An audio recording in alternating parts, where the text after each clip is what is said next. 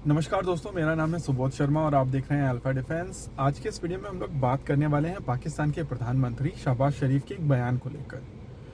Dubai based एक news outlet के साथ में बात करते हुए शहबाज शरीफ ने कहा है कि भारत और पाकिस्तान को टेबल पर बैठकर सीरियस बातें करनी चाहिए और उन लोगों ने ये चीज़ समझ ली है कि 3 युद्ध भारत के साथ में लड़ने के बाद अनएम्प्लॉयमेंट, पॉवर्टी जैसी चीज़ें ही बढ़ी हैं पाकिस्तान में और कुछ खास हुआ नहीं है।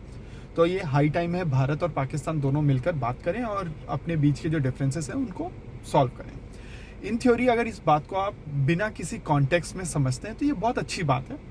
और अगर आप इसको देखते हैं कि पाकिस्तान की तरफ से ऐसी कुछ चीज़ें करने की कोशिश की जा रही है का सोचा जा रहा है कि भारत के साथ में पीस स्टैब्लिश की जाए, तो ये एक अच्छी खबर है और ये एक अच्छा स्टेप है। लेकिन जिस तरीके से पाकिस्तान का कंडक्ट हमेशा से रहा है, जैसे कि जब लाहौर बस यात्रा की थी अटल बिहारी वाजपेयी ने, उसके बाद इन्हीं के बड़े भाई ने उस समय के जनरल परवेज मुशर्रफ के साथ में मिलकर जो किया था, वो चीज़ें क्लियर हैं। हालांकि शरीफ साहब का इन्वॉल्वमेंट कारगिल में नहीं था, लेकिन ठीक है, आप उस चीज़ को समझ सकते हैं। दूसरी चीज़ ये है कि पाकिस्तान के साथ में हमेशा से ये रहा है कि आप बात किससे करेंगे। मिलिट्री से बात करेंगे, उनके फ्रिंज एलिमेंट से बात करेंगे जो बेसिकली हार्डलाइनर्स हैं, लेकिन वो मेन एलिमेंट है। हम लोग हमेशा फ्रिंज बोलते हैं, फ्रिंज है नहीं वहाँ के जो फ्रिंज एलिमेंट्स हैं वो काफ़ी हद तक मेन एलिमेंट्स हैं।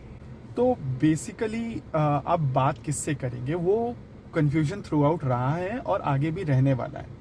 मान लीजिए कि अगर आपने मिलिट्री के साथ में सेटअप कर लिया है, बातचीत कर ली है, चीज़ों को रेक्टिफाई कर लिया है, तो ज़रूरी नहीं है कि दूसरे एलिमेंट उस चीज़ से अग्री करेंगे। वही चीज़ जो उनकी जो सिविल सेटअप है उसके साथ में भी है।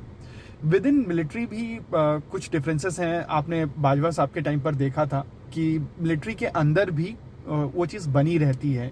ये मतलब यूनाइटेड टाइप की मिलिट्री नहीं है, उनके यहाँ पे अलग अलग गुट होते हैं। तो और उन गुट के अलग अलग एलिमेंट्स भी हैं।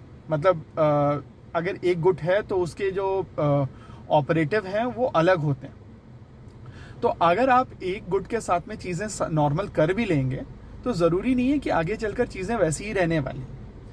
दूसरी चीज़ ये चीज़ रही है कि पाकिस्तान के साथ में आप जो चीज़ करना चाहते हैं, मान लीजिए कि आज भारत पाकिस्तान के साथ में बैठकर टेबल पर बात करता है, वो चीज़ परमानेंट नहीं है। आज वो चीज़ डिसाइड की गई और कल वो चीज़ यू नो उस पर काम नहीं होगा। और वो धोखा जो वर्ड होता है उसको मैं यूज़ नहीं करना चाहूँगा इस कॉन्टेक्स्ट में, लेकिन लिटरली वही चीज़ होती है। तो वहाँ पर भी एक प्रॉब्लम है। फिर उसके बाद जो सबसे बड़ी परेशानी है भारत और पाकिस्तान के कॉन्टेक्स्ट में, क्योंकि इस समय पाकिस्तान अपने लोवेस्ट पर है और अगर आज भारत यहाँ पर जाकर प्रहार ना करके, मतलब आप सब जानते हैं कि मैं किस चीज़ की बात कर रहा हूँ, लेकिन अगर भारत यहाँ पर प्रहार नहीं करता है और पाकिस्तान को उठने का मौका देता है, तो क्या आगे चलकर ये हमारी सबसे बड़ी गलतियों में से एक नहीं होगा? ये चीज़ भी हम लोगों को यहाँ पर समझना पड़ेगा। हिस्टोरिकली पाकिस्तान जिस तरीके का देश रहा है, हम लोगों ने बहुत सारे ऐसे मौके गंवाए हैं। और क्या होता है कि पाकिस्तान जब स्ट्रांग होता है तो पाकिस्तान रिटेलिएट करता है, इनफैक्ट अग्रेसर के तौर पर काम करता है पाकिस्तान। क्योंकि आपने देखा होगा कि अटैक हमेशा पाकिस्तान की तरफ से होता है, ठीक है, और पाकिस्तान अपने वेट से ज़्यादा पंच करता है, मतलब औकात से ज़्यादा निकल कर काम करता है। तो ये चीज़ हम लोगों को समझनी पड़ेगी कि आगे चलकर क्या ये हम लोगों की बड़ी गलतियों में से एक हो जाएगा। वैसे अभी तक भारत की तरफ से इस चीज़ को नहीं कहा गया है कि हम लोग है ना पाकिस्तान के साथ में बात करना चाहते हैं, क्योंकि फॉरेन मिनिस्टर जयशंकर साहब बार बार ये चीज़ कहते रहे हैं कि जब तक टेररिज्म बंद नहीं होगा तब तक पाकिस्तान से बात करके कोई फ़ायदा मिलने वाला नहीं। रियलिटी भी वही है कि आप है ना पाकिस्तान के साथ कब बात करेंगे, जब पाकिस्तान टेबल पर आएगा, और टेबल पर आने के लिए पाकिस्तान को पहले टेररिज्म बंद करना पड़ेगा। ये चीज़ आप भी जानते हैं, हम लोग सब लोग जानते हैं कि पाकिस्तान में किस तरीके से टेररिस्ट एक्टिविटीज़ को बढ़ावा मिलता रहा है। और वो नॉन स्टेट एक्टर जो प्रैक्टिकली स्टेट एक्टर्स हैं, वही लोग ये चीज़ काम करते हैं। और ये मिलिट्री की शय में होता है। ऐसा नहीं है कि मतलब वहाँ पे वो लोग बनाए जा रहे हैं, मदरसे खोले हुए हैं, वहाँ पे आतंकवादी भेजे जा रहे हैं। ये ऐसे नहीं होता। जब तक मिलिट्री इन्वॉल्व नहीं होती है तब तक ये चीज़ होती नहीं है।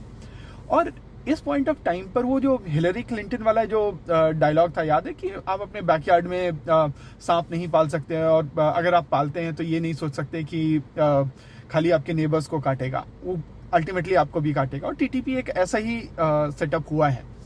तो आप इस समय अगर आप देखेंगे तो पाकिस्तान की हालत कुछ इकोनॉमिक कंडीशंस हैं, सोशल पॉलिटिकल कंडीशंस हैं, ये सारी चीज़ें अगर आप कॉन्टेक्स्ट में डालेंगे तो आपको समझ में आएगा कि पाकिस्तान इस समय अपने लोवेस्ट पे है। और ये मौका अगर भारत छोड़ता है तो मेरे हिसाब से ये मतलब बहुत अच्छी स्टेप नहीं होगी। ये मौका है भारत के पास में पाकिस्तान को और ज़्यादा नीचे ले जाने का। आपको है ना, कहते हैं ना, हैमरिंग करते रहनी चाहिए। और ये जो दूसरे बीएलए जो कर रहा है या फिर टीटीपी कर रहा है, उसमें अगर भारत का लेना देना है तो बहुत अच्छी बात है, अगर नहीं है तो कोई बात नहीं है, ठीक है। ये चीज़ हम लोगों को के बात करने की बात नहीं है कि भारत की इन्वॉल्वमेंट है कि नहीं है। वो चीज़ अगर है तो ठीक है, बहुत अच्छी बात है, और नहीं है तो कोई बात नहीं है, क्योंकि जो पाकिस्तान ने किया है वो डिजर्व करता है जो चीज़ पाकिस्तान के साथ में इस समय हो रहा है। तो शहबाज शरीफ साहब का ये जो स्टेटमेंट है, ये बहुत अच्छा स्टेटमेंट है। आप है ना टेररिज्म पूरी तरीके से बंद कीजिए। अपने यहाँ पर जो आपके एंटी इंडिया एक्टिविटीज़ हो रही हैं वो चीज़ें बंद कीजिए, और बाद में हम लोग सब लोग मिलकर बैठकर बात कर सकते हैं। और एक चीज़ ये है कि अगर ये चीज़ बंद कर पाए आप, तो भारत और पाकिस्तान मिलकर काफ़ी अच्छी चीज़ें कर सकते हैं। ऐसा नहीं है कि पोटेंशियल नहीं है, पोटेंशियल बहुत है और इनॉर्मस है। और इस समय भारत एक ऐसी सिचुएशन पर है, एक ऐसे पायदान पर है जहां पर भारत पाकिस्तान की काफ़ी ज़्यादा मदद कर सकता है। लेकिन क्या पाकिस्तान के जो रेडिकल लोग हैं वो ये चीज़ चाहते हैं? क्योंकि आपको याद होगा भुट्टो साहब ने क्या कहा था, है ना। और इसी वजह से मैं बोलता हूँ कि पाकिस्तान के साथ में दोस्ती ये सब ये हवा में है, रियलिटी में ये चीज़ें कभी कन्वर्ट नहीं होंगी अनटिल एंड अनलेस वहाँ पर नीचे के जो लोग हैं उनको चीज़ें समझ में आने लगे। और उनको चीज़ें समझ में आने के लिए उनका पढ़ा लिखा होना ज़रूरी है। जिस देश की 45% से ज़्यादा जनता अनपढ़ है, वहाँ पर क्या होने वाला है, ये चीज़ आप समझिए ना। जब वो उस सिचुएशन में पहुंच चुके हैं, वो लोग क्या करेंगे वो लोग। ठीक है, ये मेरा टेक था, मैंने सोचा कि आपके साथ में शेयर कर लेता हूँ। और इसी के साथ इस वीडियो में रखते हैं केवल इतना ही। आगे मिलेंगे, बात करेंगे और ज्वलंत टॉपिक्स पर। होप मेरी हिंदी ठीक हो, क्योंकि कभी कभी बात करते हुए इंग्लिश आ जाती है। ये मेरी नेचुरल भाषा है और मैं कोशिश करता हूँ कि नेचुरल ही रखूँ। जय हिंद।